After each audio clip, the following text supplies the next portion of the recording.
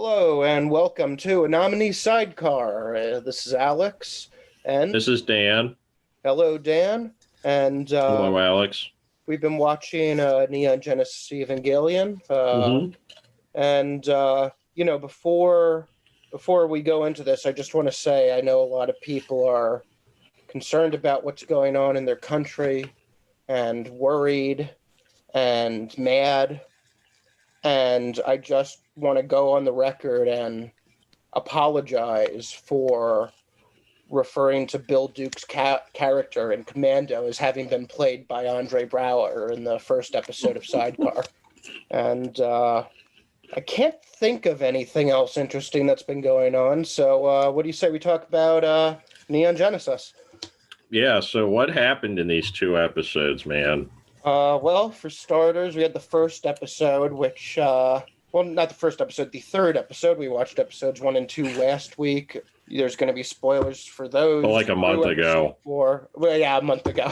There's going to be those through episode 4 we're going to be talking about today. So if you're not caught up and you want to be caught up, or if you don't care about the early episodes getting a little spoiled and want to listen, it's a free country, ostensibly. So I don't remember how the third episode started did the third episode start with that, was that where that VR training Shinji was doing in the robot was? Yeah, and he's just like, it looks like he's at a disco or something because he has these different colored flashing lights over his face the whole time. Oh, yeah, he was at a rave, yeah. He's at one of those fucking Matrix cave parties.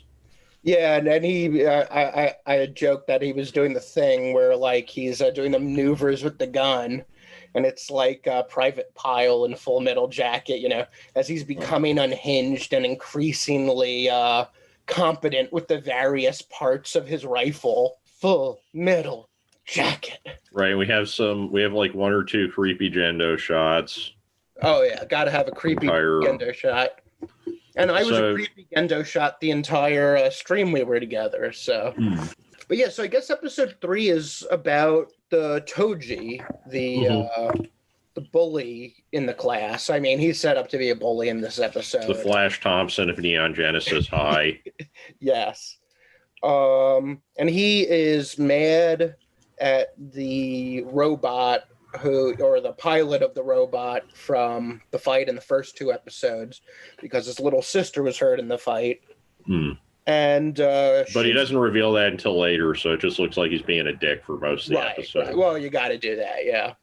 And so Shinji is at the same time, rumors abound apparently, and somehow the rumor is that Shinji is this pilot, and the whole class figures it out. Or they ask him, basically, and he tells them. So that pisses off Toju, who punches him a couple of times. And then it sort of culminates in another battle. Did you say Toju? Yeah, what's the name again? Toji. Oh, Toji, I'm sorry. No, Toju is like, wait, what am I thinking of? Like the Stephen King dog attacks people? That's Cujo. Yeah, that's Cujo. I was thinking of Hojo. I don't know. Well, I thought you were talking about Homer suggesting to Bart Simpson that he could change his name to Homer Jr., and then the kids could call him Hoju, yep. Yes, Hoju. That must be what was floating around in my head. Yeah, so then there's this kid who's like got a camera. You pointed out he's like the kid with the camera in the Goonies. He's sympathetic to Shinji. He understands like how tough it must be, the situation he's in or whatever, or how impossible and unrelatable at least it is. So he's sympathetic in that sense. We were talking, so I kind of smoothed over some of this in my mind, but it ends up that Shinji's fighting an angel. These two have somehow managed to stow away in the cabin of this giant robot that ostensibly has like a symbiotic link with its pilot. And like the accuracy and everything of that synchronicity is very important. But anyway, I'm being a nerd about it. I won't over-examine this, but that's what we're here for. So then they see that and they respect him. And then that sort of ties into episode 4, where they sort of will bring him back into the fold. I think you could maybe explain episode 4 a little better than I could. I think I'm at risk of oversimplifying it a little too much. I mean, not a whole heck of a lot happens. Like, Shinji's just sort of like, well, first we have Katsuragi like curled up in a pile of blankets and shit, because why not, Functional right? alcoholism, right? And Shinji's just like, I'm not into this anymore, and so he goes and he sleeps on the subway. They have a few really long shots of him sleeping on the subway.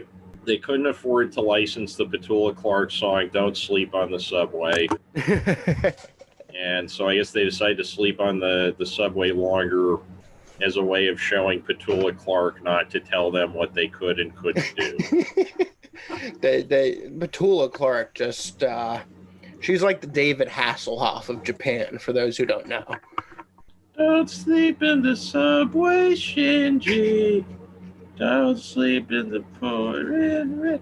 He sleeps in the rain at some point, I think. He's just like doing all this to fuck with Petula Clark. Anyway, so he has his little day trip where he's hanging out on the subway. I used to do that in college. I would just like go on the subway for an hour and see what would happen.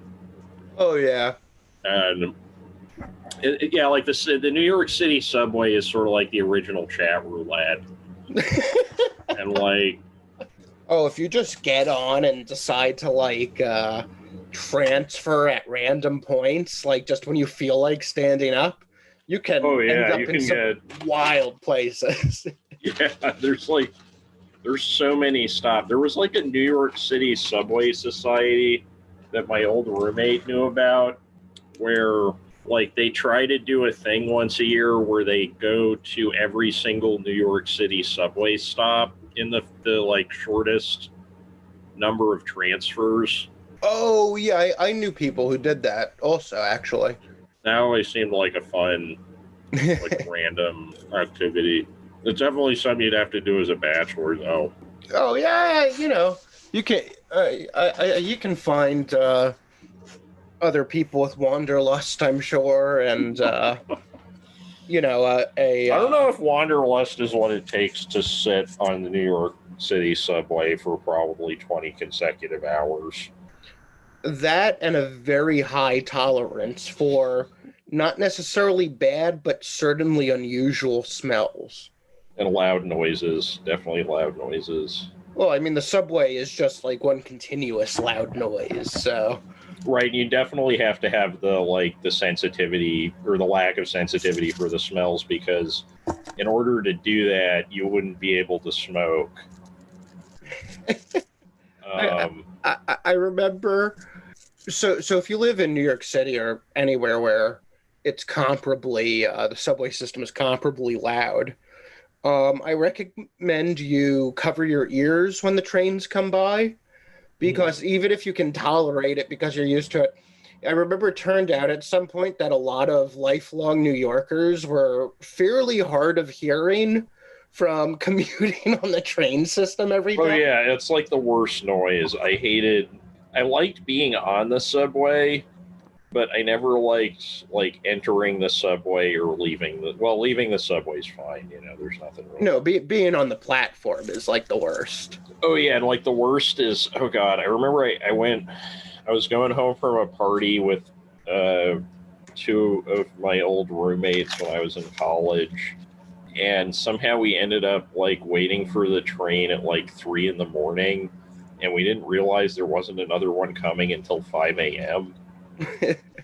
Because like they don't post, like there's a lot of train stations. Maybe they fixed this in New York now. No. But like in Boston, at least it'll say like how long it is until the next X train is. Oh yes. Yeah, they still don't have schedules or anything like that formally, and I mean they have internal schedules, but not ones that are, you know, of any use to the public at large. But yeah, they've got signs that are like, you know, there's nothing like seeing a train pop up on the sign. It's finally the train you're waiting to pull through. 23 minutes, you know. Yeah, but like the people you meet on the subway, I feel like if I had to give episode 4 a demerit, it would be underplaying how much activity you're going to run into on the subway, unless maybe that's a different thing in Japan, which is totally possible. Well, so that kind of ties into what I was saying about how the city, and I don't know if it's just an animation choice, because as far as I remember, you never get any explicit reason for it, but the city throughout the series is very sparsely populated.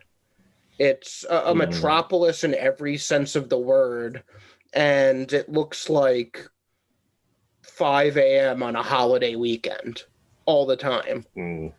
Well, I think a lot of people might have evacuated because, there's like constantly these fights between like large, inexplicable but who the black fuck and white still aliens. live there then?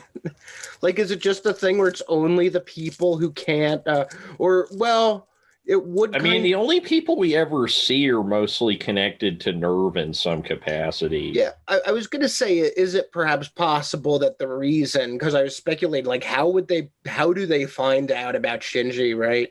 And like, but it would make sense if they are all actually just like the kids of nerve agents. Yeah, or like pilot potentials or people that work at Nerve. And I think that's what it is, because I don't... Like, the only times we see other people, it's like there's the person at the convenience store. You would have a convenience store on like a military base. It's sort of like this giant oversight, but at the same time, they spend all this money making sure that it can like submerge underground. Yeah. Because they have that button that can do that. Well, my theory on that is that, actually, no. Now that I think about this theory I had on it, I can tie it into this, which was I had a theory that it's sort of a decoy city, basically.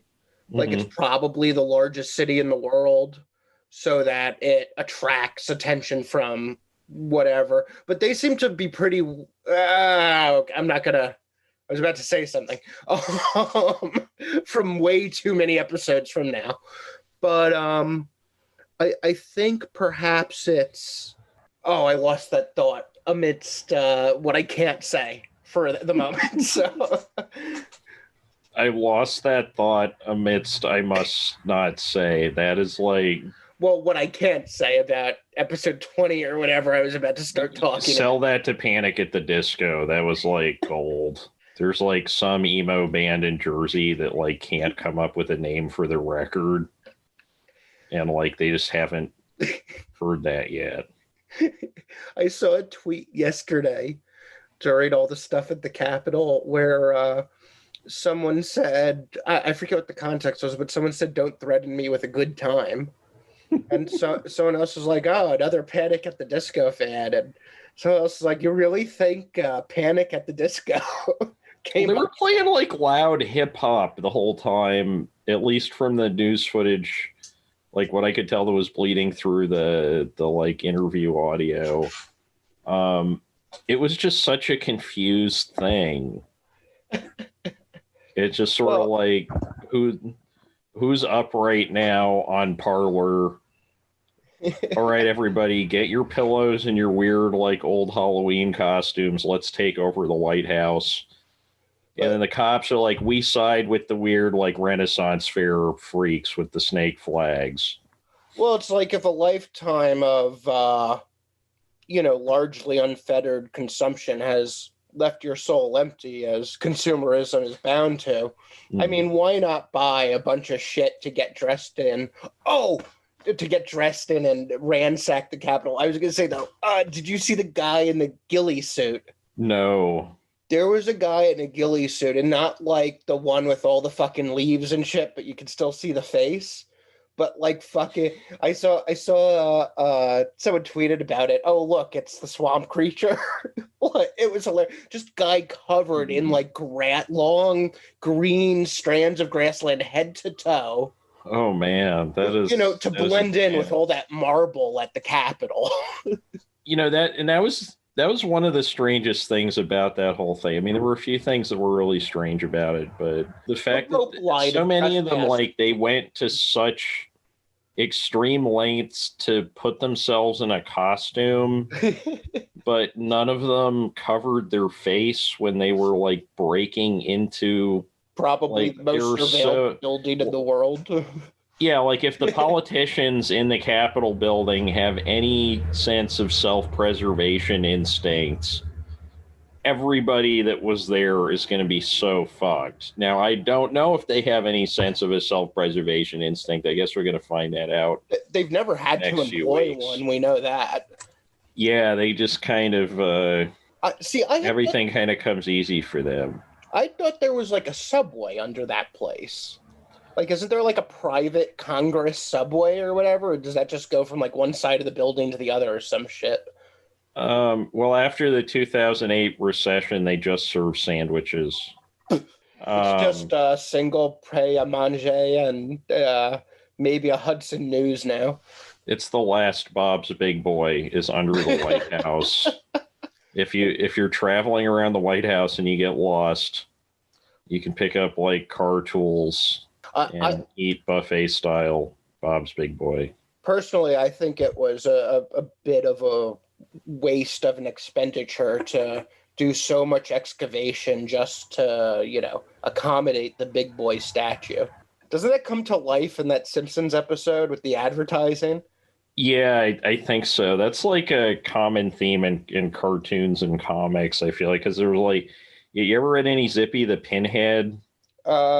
You've probably showed it to me, but it does not come to mind. Okay, it's like that guy in a muumuu that's got like a bow tie on his head, and he just like kind of speaks in weird non sequiturs, and there'll be like weeks-long portions of that strip where he's just talking to that weird wiener dog hot dog stand like building sculpture thing in San Francisco. I don't know if you ever saw a picture of that. I'm not sure I'm familiar with what you're talking about. Oh my god. I mean, I was in San Francisco, but that was almost 14 years ago now. It might not have been on the tour, but it's just like this giant ceramic or plaster or whatever, like wiener dog head with a chef hat on it. and he's just like, wiener dog statue, like, what is the meaning of the universe? And the wiener dog statue is just like head surfing, or something like that. And why did I start talking about that? Probably my fault.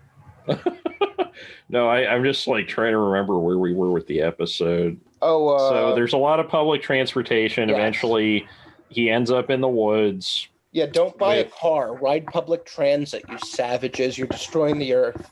Yeah, and so he like goes out in the woods and he finds his camcorder buddy, and they're like hanging out in the woods, and camcorder buddy is like, yo, I get to do all this stuff because my dad doesn't need me to die to save humanity. and Shinji's just like, I have the saddest boner right now. And the other kid is like, oh, I know. And then Nerve shows up and brings them both home. Yeah. Cock blocked by dad again. Yeah. This is like you could do a cut of Evangelion where it just looks like Shinji is cruising. I mean, if it turned out at the end that he's gay, it would make perfect sense, honestly. I mean, they're kind of implying that, right? Or at least like he's very confused about, because like on the one hand, he like jerks off on, oh, wait, I can't say that. It's like the end. Okay. Now you did it. Somebody jerks off. I gave it away. There's our big spoiler. You might do it at home, but it means more to the plot when it happens on television. So yes, and God willing, get there. And God willing, when we do get there, you're going to be surprised by how many minutes need to be spent discussing that scene. and yeah, just like all the like Bigfoot style hair that grows out of Shinji's palms right afterwards. I think that may have been a different show. Oh wait, no, that was just like me last night. No, that actually, I'm again afraid to correct you, but so masturbation does not actually cause that to happen. You just have hirsutism. Oh, so I'm just like getting hairy hands. Yes, exactly. So the actual condition is called like chafing. That I don't know about. Oh, I don't know. Yeah, hairy palms would be. There's got to be a band named Terry Palms, right? There's got to be. Yeah, there's probably like. There's a band called Palms. I mean, if you bought a phone book, which I don't think you can do anymore. Oh, you can absolutely find a Harry Palms. You could find so many hairy palms. Maybe that'll be our next podcast as we just go through like the most common names in the phone book and try to get interviews with like just do a show where every episode is an interview with someone with the same name. Well, the thing is, you have to start though by cold calling people out of a phone book. And right. What that entails is getting a phone book, so you're not going to be able to get a recent one, I don't think. So we're getting like phone book cock blocked. Yeah. So you're going to be cold calling people and getting fucking texts back like, "New phone, who dis?" That's an idea. So anyway, so I think we're at the end of the episode, right? Like they scoop up Shinji like he was Alf at the end of Alf. Yes. And like we presume he's getting until we meet for the next episode, we can presume he's being dissected at whatever their version of Area 51 is, much like Alf at the end of the series Alf. Actually, it looked like they were about to dissect Ray, but oh yeah, Ray. I mean, there wouldn't be a whole lot of dissecting to do. It's just sort of like they love in anime. She looks like if you sneeze on her, she like fall apart. Yeah. I mean, there is a point where in this show, around this time, not long after this, but before it gets way more serious than it already is, where I was starting to think they were playing Ray's injuries for laughs. Because it's like, like the character who's always getting hurt in like a slapstick comedy, and every time you see them, they just have more bandages and casts on. Right, like the Kenny in South Park kind of deal. Yes, I thought of Kenny, exactly, yeah. Where she's just like this punching bag, and they don't really give her much personality. Well, that's like any choice, personality. Like, yeah, so you didn't hear what we just said. I was just talking about how I was thinking about your mother last night. And yeah, so we did some supplemental viewing for this episode too. Yeah, did you watch all of it? I have bad news. I thought I was like an hour in and almost done and turned on Sunday Night Football. And the Eagles managed to let the Giants down, which is always funny. And since my beloved team will not be making this year's postseason, even though every team in the league seemingly makes it in now. It'd be the most obnoxious show. What's that? If it was just like Evangelion, but like Gendo is like a youth football coach. For all we know, that's the plot of iShield 23. That's true. I mean, I haven't watched it. Have you? No. I guess I am into football and fiction about football enough that that's probably something I should watch. Yeah, I'm trying to think. Did you ever read any of the NFL Super Pro comics? Oh, goodness, no. I think I was a little too old. Have you ever... Stuff. Oh, I don't know. They were around when I was like... Oh, maybe they had an earlier one, because they had ones in... It was like 1992, I think, 93. Okay, yeah, I think they rebooted the comics at some point, and that's what I was thinking about. I think they only ever did one run of NFL Super Pro because it was like a complete disaster, but it's like this guy in the NFL gets superpowers and he just wears his football uniform, but it was like an actual, or no, I don't think it was an actual dude from the NFL. I'd have to pull out the comic book to look, but I mean, if you ever... But his like shadowy dad didn't like kidnap him to give him football superpowers. He just got football superpowers. If ever in that time period you were going to have a football superhero, it's got to be Bo Jackson, I would think. Yeah, well, no, it wasn't Bo Jackson. It was like a white guy. It was Boo. I forget who it was. I think it was a fictional character, but yeah, he like meets Spider-Man and stuff. Basically, what I'm thinking of is just sort of like Wait, did you just say if he meets Evangelion Spider-Man? got like weirdly handsy with like Friday Night Lights in the Woods, like, or that, or like an Evangelion Degrassi crossover would be insane. Or not crossover, but just sort of like you take the It shooting would style work of. so well. Oh yeah, yeah. I You know just what like you're getting place at. it all in the high school. So like Oh, there's still the robot fights and stuff, but you cheap out on the budget even more yeah, and it's because it's all just just sort of like, wow, the windows are shaking in the classroom. And like right, just put the Charlie Brown teacher in there because like why not? right. Yeah, and whoever's playing the teacher, when you pan to the windows, they go over to the light switch and flick it up and on and off like they're trying to quiet the class. Second impact. Yeah, so that pretty much. So we watched, or I guess Alec, I watched all of Tetsuo the Iron Man for the second time. Yes, I watched until it looks like so there's a whole so the first half of it, yeah, because it looked like I thought I was about an hour into like an hour and a half movie. It's like a slow moving fast movie because it's very repetitive. Yeah, I'm like 33 minutes into a 66-minute movie, actually. So yeah, it's like fatiguing because there's so much going on. I mean, I just got distracted, honestly. But I mean, I liked what was going. I was following the timestamps. The first 17 minutes are the chase scene where I guess he gets infected. You can say. So it's hard to say. So at the beginning of the movie, it's our main protagonist, or whatever you want to call him. Yeah, everybody gets like tinfoil syndrome.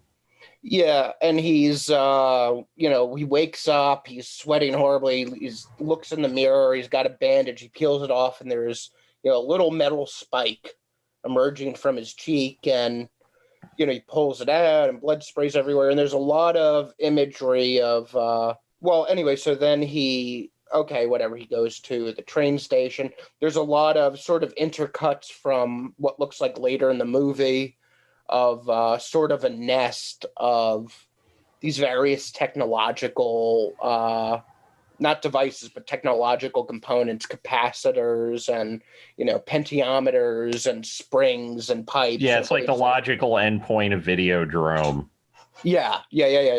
And so, you see these interspersions into a man, in this sort of technological horror nest. And so anyway, so the character, he goes to the train station and a lady next to him seems distressed and she's shaking and she has, I think it's got to be a direct reference to when Tetsuo's on the throne in Akira. And his hand falls out from under his cape, and it's just all swollen and grisly, and I can rule Neo Tokyo, but I cannot rule my own body parts. And and it's mutilating and expanding, and growing, and so you see her hand, and it's like that, and it's very much. It's very much like Tetsuo's hand in Akira. Oh, it would help, by the way, if we said that the title of this is Tetsuo the Iron Man. Right. It's unrelated to Akira. It came out 2 years later in 1990. It's live action. I watched a Blu-ray of it, which nonetheless looked extremely rough. But the Blu-ray doesn't look any good. I mean, it looks as good as can be expected, but I have like the remastered one in the tin box from like 15 years ago that looks pretty decent. Yeah, it seems like your regular. It seems like a Blu-ray version of that. Yeah, like if they had a Blu-ray of the restored print, I feel like it would have looked really good. That, or maybe they just sweetened it a lot in post. Yeah, no, the Blu-ray was super grainy. Oh, that's no good. I mean, there is detail and stuff, but yeah, it's super grainy. A lot is lost in the blacks. It doesn't have, so there's not a great contrast ratio on it. But I mean, you can tell pretty much everything that's going on. But so this one. Well, you expect more out of a Blu-ray, though. You're like expecting it to be almost film quality. Yeah. Well, I mean, this is very clearly shot on consumer grade video from the time. Oh shit! They did a video transfer. It has to for be the Blu-ray. That's awful. No, I don't think it was shot in film. I'm saying I think it was shot on consumer Akira video from the time. No, not Akira. Tetsuo, the Iron Man. Oh, Tetsuo. Oh yeah, Tetsuo. I thought you were talking about Akira, and I was like, oh my god. No, we've been talking for 2 minutes about a different trailer. Oh, okay. Yeah, no, Tetsuo the Iron Man. I think it's one of those movies where it's never going to look that great because it was kind of literally made with duct tape. It's like, they're not shooting on the highest end cameras you possibly could at the time. They're not. No. There's a lot of practical effects that are clearly done for aesthetics more than the plausible deniability. And it's just sort of, it's a roller coaster, but it's a roller coaster that's like doing a lot of dips and yeah, it was just sort of like somebody grabbing you by the shoulders and shaking you for an hour. Yeah, that's kind of what I got out of the half of it I watched. I was going to say, so then the sequence, the woman, I think when you're getting the full sequence with him on the bench waiting for the train with the woman with that hand that turns out to be deformed like Tetsuo's and Akira. Right. I think that's about 4 minutes in, if I'm not mistaken. Mm-hmm. That lady's dead at 17 minutes. Right. There's just like a lot of it feels like student animation almost. There's a lot of physical transformations. I mean, but showy stuff, but it doesn't really. On one hand, I couldn't believe how long that whole sequence was, but also where this woman is chasing him. I found it very visually compelling. Yeah, it's like a texture movie. It's like Science of Sleep by Michel Gondry or. Okay, yeah. Mm-hmm. Or like I'm thinking of a few others, but it's there's like such a specific visual vibe, but there's not a lot else there. It's like such a dominating factor. Yes. And like every shot of the movie looks like that, so there's not a lot of downtime. It's just sort of like, what can we do with all of this tinfoil and garbage we got laying around to make honestly, a movie. It looks great. It looks fantastic. It's it's different from when you think of because you see it a lot now in the culture. The just as a trope, just because it's kind of cool. Yeah, it doesn't look like Tim and Eric-y. Right. But I like as a trope because it's cool. You see a lot of like even high end things. The humanoid form being transformed in a gruesome way into a mechanical form. Oh yeah, body horror has become like huge. Yes. In a way that it was not when this movie came out.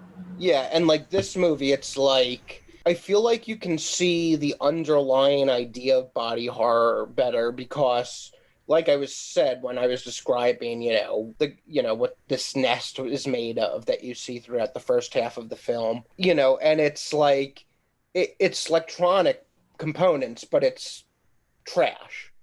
It's, right. Springs, it's potentiometers, it's capacitors, it's, all this shit just kind of mashed together into like a kind of vaguely fleshy looking thing. And, it does convey the idea better of, I feel like, rather than just like a cool looking, like the man becoming a machine, I feel like the fact that it's trash conveys the sense of, the character being consumed by technology more, as they would through osmosis than they would, just, it's a super experiment and his muscles, their fibers are turning into steel fibers or whatever it may be. Yeah, it's sort of like Tetsuo is kind of coming at it from this angle of like human bodies mixed very uneasily with like garbage and construction parts and stuff like that. Yes. And then Evangelion, it's sort of like, okay, the robots are actually human, so it's like they're kind of coming at it from opposite directions. Yes. And like the robots, I don't know if this is a spoiler. I guess like in the first episode, you see it's like bleeding. There's like something there's that looks like an organ system, but for some reason it also needs to be plugged into a wall. Yeah, there's So clearly it's like some kind of human component to it, but it's not fully human because it can't get up and walk around of its own volition. Right. But it needs to be like chained down to not move around for some reason. Yes. There's a lot of things that don't quite add up technologically about Evangelion, but I mean, yeah, absolutely. I mean, it is like high concept science fiction, so you're not really expecting perfect internal consistency. Yeah, it's not hard science fiction. You know, it could be mistaken for it by someone more unfamiliar, but it's not. You know, this isn't Rendezvous with Rama. It's very much an opera within the trappings of this science fiction setting that was uniquely traumatizing to the show's target audience. Yeah, it's very much, it's like a revisionist genre piece like Watchmen or something like that. And that's why I think when you brought up earlier that you thought like seeing Ray in the bandages, they were playing that for laughs. I kind of almost wonder if they were. Because there's definitely, it's sort of like Watchmen. Like people think Watchmen's this big downer, but you have, there's a lot of moments of very dark, uncomfortable humor in there.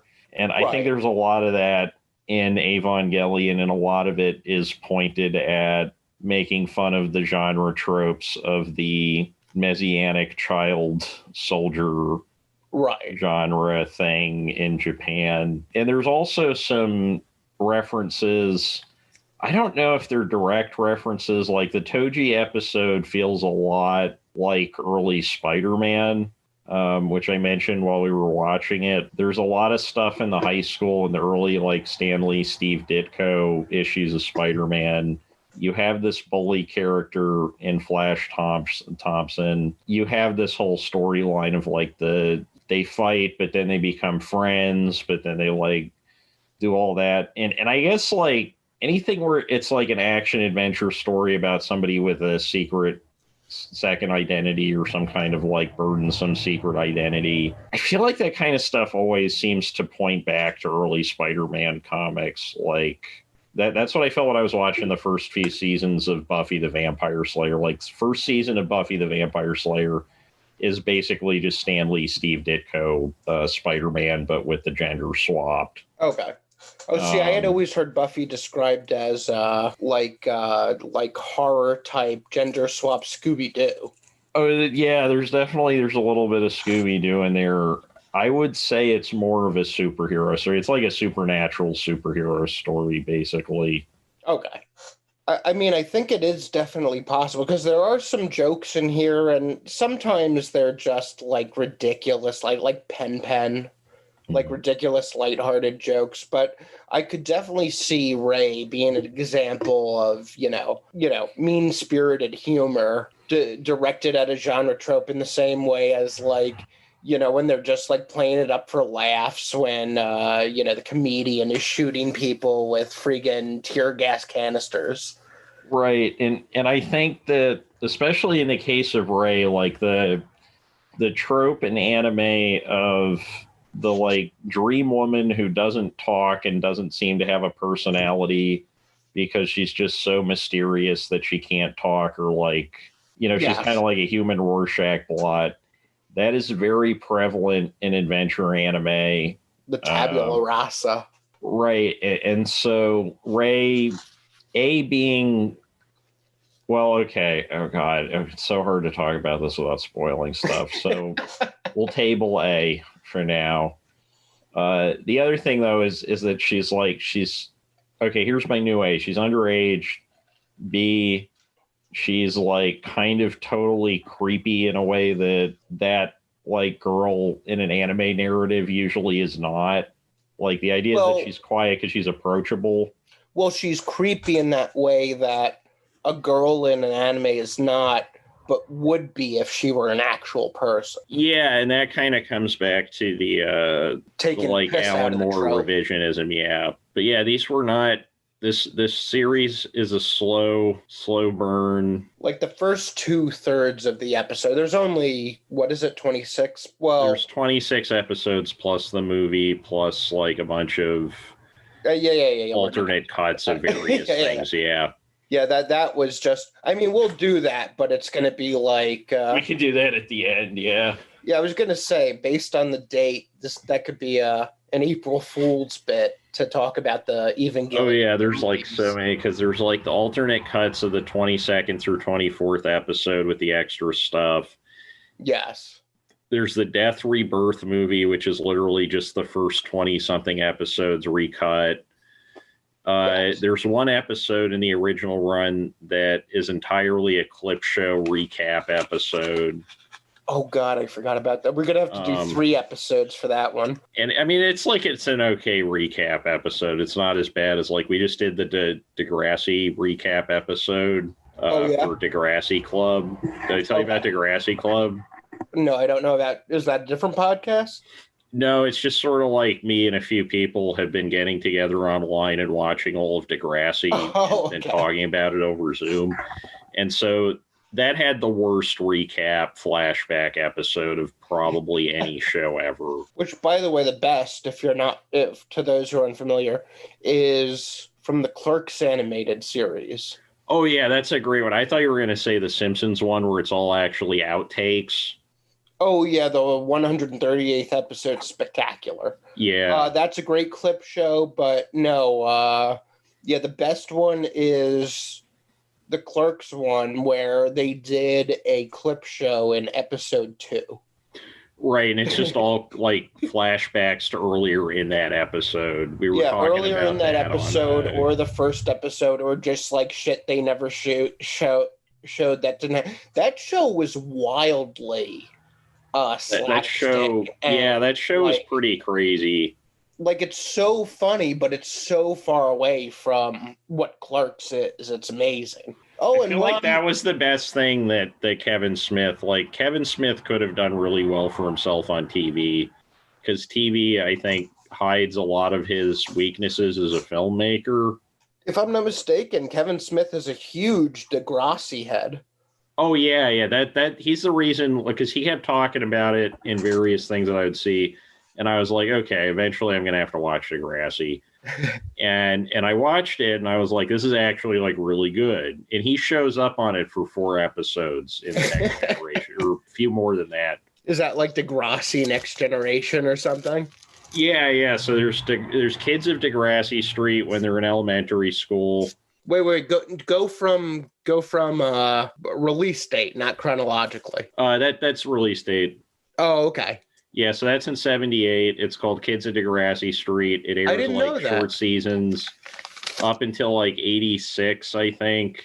That's when Degrassi Junior High comes out. They rename all the characters. Some of the same actors from the Kids of Degrassi Street episodes are still on there. And then it becomes Degrassi High after 3 years. Then there's a movie called Degrassi School's Out in like 92.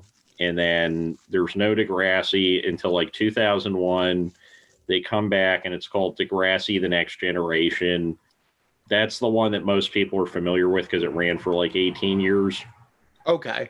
See, I thought Degrassi High was the first one. I didn't realize there was... 10 years of TV before that? Oh, yeah. And the Kids of Degrassi Street stuff, it's a little slow, but it's pretty enjoyable. The best stuff out of the entire run, though, is the junior high and high school episodes. There's some good stuff in, like, the Next Gen run, but it's long. Oh, my God. I watched all of it, but it is long. Speaking of other TV shows, it's been probably 10 years since I did more than, put in the Prisoner disc and fire up a random episode. If you do those Prisoner Zoom watches and podcasts without me, I will cut you. Okay, yeah, we were thinking about doing that because we were originally going to do that with the podcast, who is, she's not dead, but she's no longer with us. Yes. So that's not going to happen because she'd never seen it. And, yeah, we should just do that.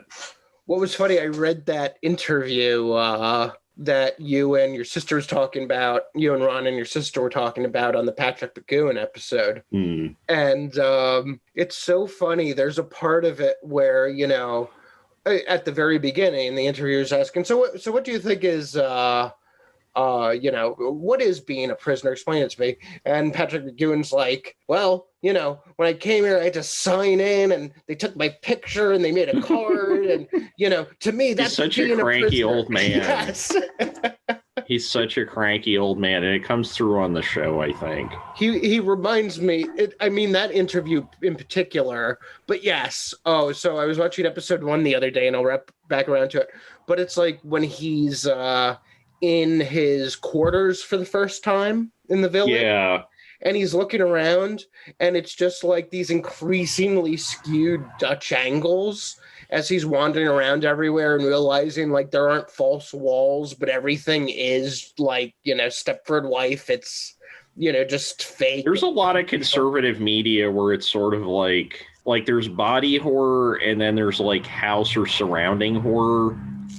And I feel like a lot of conservative film tends to be about like fear of the outdoors, like all of those what are they called, the like, yeah, the now I'm blanking on them too, which Charles Bronson movies.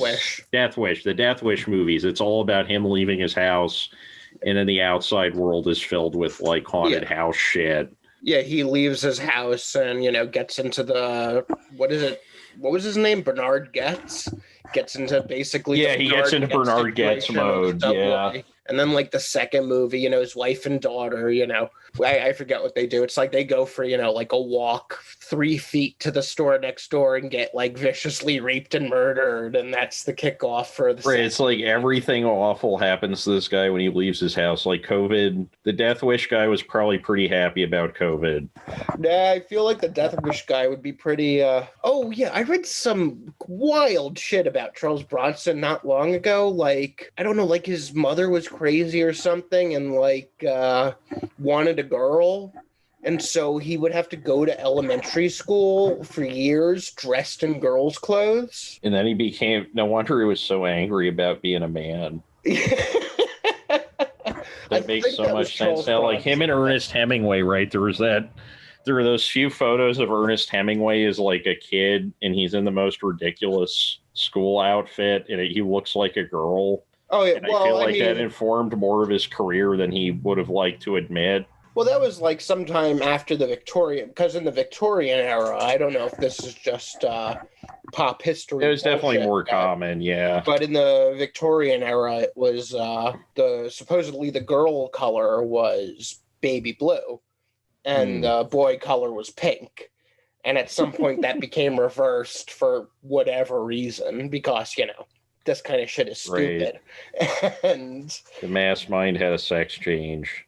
Yes. Musical chair shit. That's where it happened. The emasculation of the Western male. When they stopped making us wear. Wait, so we should be wearing. Wait, hang on. Let me think this through. I have to contact Sargon. Let me. I'm wearing long pants, but they're pajamas. Am I still a man? That's a question I want to ask when we get a rabbi on the show. I'd like to get a thing going. Like maybe we could do like the Saturday night like religion power hour, like with like Bible Man. No, not like Bible Man, but like you know, the Reverend on Seinfeld and Krusty's dad, and right. You know, they just meet up on the radio every week. And oh, I love that too. Where the guy calls him, it's like, with all the bad things happening in the world, have any of you ever wondered if God isn't real? And it's just like, no. And next call. You know, God, he's real. He's just a dick. Yeah, I mean, but we know that better. He's than clearly most a dude because he does not see structural inequality at all. I mean, we're Jews. We know what a dick God is. Right, we got the dick God. That was like... Yeah, the Christian Bible is after he had a kid and chilled out. But like the Jew Bible is like the Jewish Bible or the Jew Bible. Nice.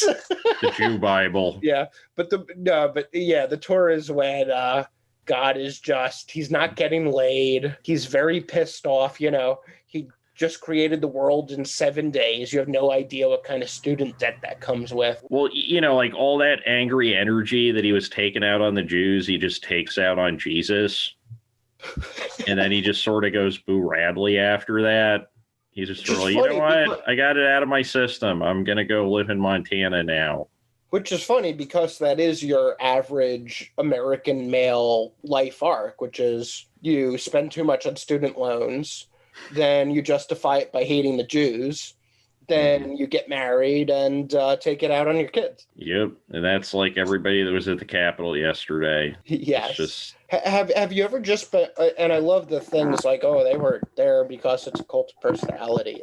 It was one of my friends who's kind of getting to the point where he's so far left. He's like how horseshoe theory is bullshit, but like some people fall for the idea and go so far left they start going far right. Oh yeah, it's like it's a circular spectrum. Like I noticed that a lot at Occupy Wall Street. You would have like Tim Pool started out. The time I met Tim Pool, he was ostensibly like a leftist live streamer guy, and then he went so far off the rails that he, if you've seen any video of Tim Pool in the last like 5 years, he's just a complete lunatic and he's hanging out with Gavin McKinnon. Yeah. But so anyway, a friend of mine was trying to convince me, they're upset. They're there because of the $2,000 checks. And so, there's not I haven't looked in so far into many of the details on these people. I'm sure they're getting doxed ad nauseum and all that kinds of stuff on Twitter by very responsible people who absolutely never just dox the wrong people entirely and get people to get death threats for something they didn't do for 3 years. But anyway, so the only one I'm really familiar with the background of is the woman who was shot in the chest and killed in the Capitol yesterday. And apparently she was an Air Force some rank. They give you ranks in the military, so I presume she was one of those. And traveled from San Diego. Ever been so mad you traveled 3,000 miles to get your $2,000 check? I forget who I'm paraphrasing here, but like I prefer my heroes to be not shot inside the Capitol building. Who said that? I forget. I think you may be misremembering. Better to kill for your cause than to die for your cause. Oh no! I was thinking of the thing Trump said about McCain. Like, I prefer my heroes don't get captured, right? Like, it's not the most sensitive response to this, but if they're gonna try to take over the Capitol building, especially like that, especially when they're letting like it was so bad, like, and you think about it, if they really wanted to do some damage. They had all these bombs that got confiscated afterwards. None of them went off. I would not expect them to know how to make a proper pipe bomb. The Unabomber figured out how to do it out of fucking bamboo and shit, but yeah. Well, the Unabomber was like 100 times smarter than these people, I think, but he was trying to make pipe bombs out of wood, which is why they usually didn't go off, which is hilarious. Right. Well, I mean, because he was living in the woods. He was just like... No, I know, but that's like Bender going to the fucking island of the damned of the misfit robots and being made into wood. Right. So we got all of these like jackasses going in there, going into the Capitol building, and so you've been checking up on the backgrounds. No, that what I was saying is that's the only person really that I have heard anything on the background of. Yeah, there's definitely a lot of pictures from inside of the Capitol building that... Oh, and to say nothing of how much surveillance... Right, nobody's wearing a mask, so it's like it's going to be really easy. It's going to be a question of do they get tracked down, or is this just another Ammon Bundy situation where like people are doing something very clearly illegal? The cops shoot one guy and they're like, well, I guess in this case they shot 4 people. Well, and they're just like, all right, we're good. I will say this, that Mike Pence and Mitch McConnell, who are two of the Mitch McConnell, obviously, that's the brass ring of horrible right-wing ghouls. But Mike Pence, obviously, is the vice president and has been enabling Trump for 4 years. They both, when Congress reconvened, talked about how, we'll not be put down, but, will not be kept out of this chamber by thugs trying, to do a coup and sedition. And with all that kind of language from these leading Republican ghouls, of course, what Biden should do when he takes office is to crush Pat these Leopard people. ate my face. The only way you're going to deal with the situation is he comes into office and aggressively deals with every person. We're going to prosecute to the fullest extent of the law everyone who is involved. We're going to go for sedition charges, treason charges, whatever it may be. Insurrection charges. But that's not going to happen. Because if the Democrats do that to Republicans, then it can happen to them. And they're the two sides of the same coin. I think in the general interest of keeping people out of the Capitol building, they would be willing to go through with that. I think if that were the case... It depends on how the right responds to... Because, the right establishment doesn't necessarily have a motivation to protect these people because it's their house collapsing in on itself, so they might see it as being useful to take something, because they were there to assassinate Mike Pence, or at least that's what they were saying. Right. So if you have a right-wing movement that becomes pissed off at the police or somehow bifurcates itself against the things that are actually holding together its social power, that seems like it could be useful, presuming that they don't just start going into the Capitol and killing off all the government officials. Well, I think, to one point, if they were that upset about the prospect, I feel like the police would not have been letting people walk into the Capitol. Right this way, sir. Selfie, sure thing. It is an opportunity certainly for the Republican establishment, your Mitch McConnells and what have you, to bury these sorts of people, to try to bury, the Ted Cruzes of the world who are sycophants to the point that they're too sycophantic to be trusted. I don't know. The thing is, the Democrats are coming into power, and I don't see them doing anything with this to actually. If they don't start putting some people in prison, then there's going to be some major issues, because that's all people actually respond to. I think, honestly, Biden and the Democrats are more likely to use what happened yesterday as something to yell at people like us about. Well, no, not even that, but to yell at people like us about, you don't want this to happen again, do you? Not knowing that, I'm sitting there okay, I don't like the Trumpers' liberal killing policy, but I do like their Capitol burning policy. Yeah, that was pretty entertaining to watch, because I don't feel I never had the real sense at any point yesterday they were actually going to take hostages, or they seemed so lost and confused standing there for the first hour and a half I was watching.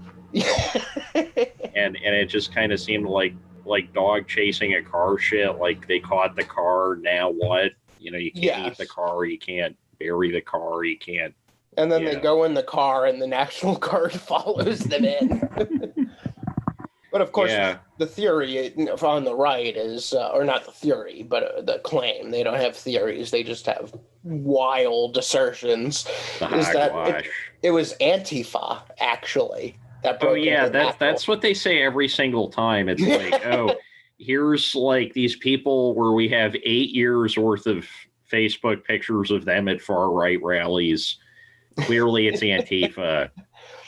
Well, they could predict the future 10 years in advance and have been. And the other thing is, they break into Pelosi's office, they break into a few offices.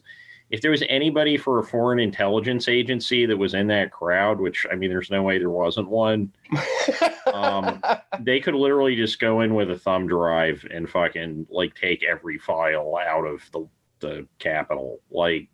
Yeah. Like there were computers that were still logged on in some of those pictures.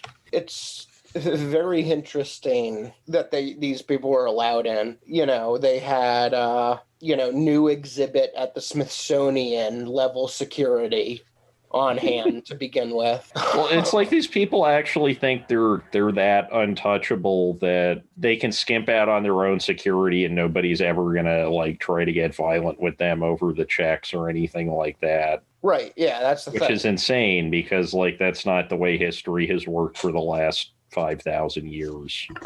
No, but I would argue that the American establishment has been uniquely persuasive in world history over its own people as compared, especially over the last 75 years or so in the post-World War II era, maybe even... Yeah, I wouldn't say... Well, that's because there was a lot of like money to paper everything over with, I think. Yes. Like we're going to start seeing a lot more violence like this. Maybe not like people taking over the Capitol building, but the right wing basically exists from this point forward as like a terrorist organization entirely. Like they don't have any other means to power because they're losing their base. They alienated a huge portion of their base with Trump. Like 38% is never going to win you an election. And hopefully this is the death throes of it. And this isn't just the modern beer hall putsch. And in like 5 years, we have the actual like storming of the Capitol. I mean, I see no reason not to believe that unless they can jam through an impeachment and conviction, and bar him from pursuing further office, I do not see, in these last, 13 days here, I do not see him not trying to, even, if they throw the book at him and, all these prosecutors really do successfully drag him into court and get him prosecuted and convicted and thrown in jail. Leonard Peltier ran from jail countless times. The only difference is that Trump would win. And I think it's very possible that Trump does carry through to 2024 if he manages to sustain that kind of draw and the Democrats continue their patty cake bullshit, their, do anything to stop progressives from pulling them left crap, then the Republicans will hang in there and they will be able to continue obstruct despite having lost so much legitimacy, despite having bifurcated the base, which is what happened after Bush and exactly what happened with Obama.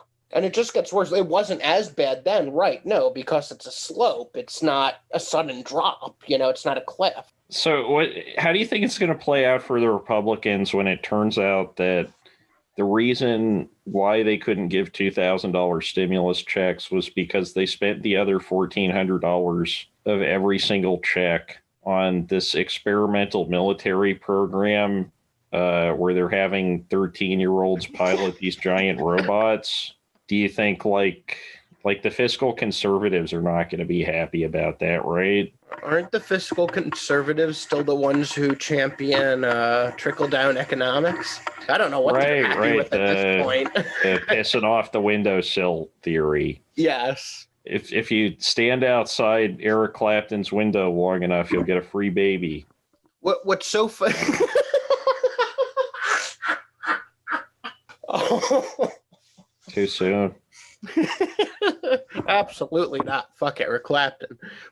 What's so funny about that is you contrast the concept of trickle down, which sounds like, pissing out of a window in your penthouse, with the concept of helicopter money, which of course is the idea that, you just take a helicopter and dump money over a given part of a city or whatever to stimulate the economy. John Oliver had a funny bit in an episode he did about the public financing of stadiums, where he was talking about this study that found that it's actually more profitable probably to just dump money on people for several square blocks in the city. And that'll generate more wealth in your city than building a stadium with subsidies. Oh yeah, the stadium is always about the person it's always like it's an easy way to rile the base and pay people off under the table, and that's why it's such a popular move, but it doesn't make any actual sense. No. Well, the Olympics is the funny one, because the Olympics is like, oh yeah, to win the Olympics, you need to build 14 stadiums. Right. And stadiums of like such, not general use stadiums, but stadiums of like very specific uses, like velodromes. Yeah, there's a lot of pictures of because they used to hold the Olympics in the Second World a lot during the Cold War. So there's a lot of pictures from Soviet satellite countries who held the Olympics, and just of all these stadiums that were used literally once, or several times over the course of a couple of weeks, and for trial and for qualifiers and whatever, and then never again. Oh, yeah, because yeah. what are you going to use a fucking velodrome for? Unless you're going to get the entire local population into, sprint bicycling. Like, I mean, if you want to do like a herd immunity experiment and just put everybody in the velodrome. Like, I mean, to be Velodrome, the sequel to Videodrome. Yeah, now it's fully dystopian with so the 2020 Olympics are happening in 6 months or so. They didn't happen in 2020, but they're still the 2020 Olympics, I guess. I don't know how they're doing that. Sounds like it. Those are in Japan, much like in Akira, the 2020 Olympics were unable to be held in Tokyo that year. Mm-hmm. We don't know about the year after. So Akira... So what you're telling me is Akira is all coming true? Like, yes. Every detail? Yes. Okay, you heard it here first, kids. I think that's as good a place as to leave it. Akira's coming true. We're all doomed. Everyone's going to die. We love you all. My ex-girlfriend used to call me kind of an overgrown baby, so maybe I'll get superpowers when the Akira thing happens. Oh, yeah, that was the one offhanded thing I was going to say, was that obviously the design is very different. The design of the school in Neon Genesis Evangelion is very traditional Japanese primary school sort of, or middle school, whatever you want to call it, sort of design. But there's something about it that gives me the vibes from the creepy-ass nursery in Akira. Oh, yeah, yeah. And the creepy-ass nursery is so much more it's kind of like that, because it's like they're adults. Like all the people in the school in Evangelion, they're like potential Eva pilots, right? So it seems like it, yeah. It's very much like that, yeah, where it's like the military keeping everybody secluded in this thing that sort of looks like this funhouse mirror version of normal. And I think that goes back, that kind of like brings everything back almost full circle to what you were saying earlier about how the city always seems so empty. Yeah, so I guess, do we have any final thoughts on I think the episodes, need a little the more movie? Action. We managed to wrest a fair deal of pulp from that fruit today. Yeah, I feel like I just squeezed something juicy. Yeah, well, blood from a stone at a minimum. Like, and if you like the sound of me squeezing something juicy, hit like, hit subscribe. We're going to finish this series. One way or another. One way or another. We got a bunch of fun stuff coming up on the main Anominy podcast. We got Sue Friedrich is coming on. We're interviewing her this weekend.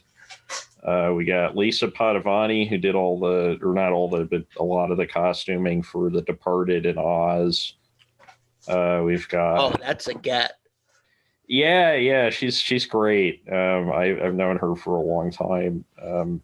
She snuck me in to get like free extras catering food once on the Boardwalk Empire set. Free food, hell yes. Yeah, it was good food too. They did not. Those Boardwalk Empire people, they fucking, like, you know how people say like, this guy fucks. Well, those guys ate. Like, when Steve Buscemi wants to eat a fucking sauce piece of pepperoni on a cracker, he wants the best. Oh yeah, and like there was a lot of vegetarian stuff there. It was like really good. If you're going to become a Hollywood extra, the food does not seem horrible, at least when you're working. But yeah, so we got Lisa Padovani coming on. We got Kevin from the Video Underground in Jamaica Plain, one of the last 3 or 4 video rental stores left in the United States. He's the owner. He makes great coffee. He's going to be talking to us about Michael Nesmith's the Michael Nesmith film Elephant Parts. Michael Nesmith from the Monkees. And what else have we got coming up? Oh, and Ron and I finally this week we recorded the Gen X episode that's been like brewing for like more than a year and a half now, where we're going into Reality Bites and Clerks back to back and seeing what happened. So what's going on? Are we wrapping it up, or I missed? Oh yeah, I was just going into other guests that we have coming on soon. Oh, fabulous! Get those plugs in. You got them all?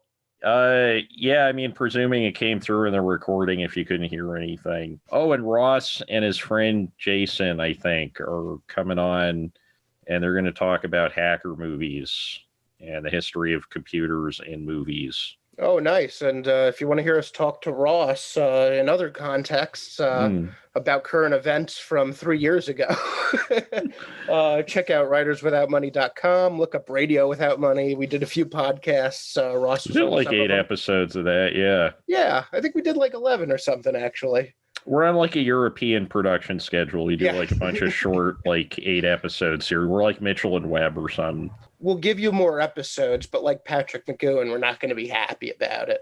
Right. We're cranky old man. And this has been the Anominy Sidecar. Do you have any final thoughts? Yeah, well, you heard the plugs, folks. This was Anominy Sidecar, and if you like the sound of something soft being squeezed, hit Dan up on Grindr at Ray's boyfriend. I've been Alex. Yeah.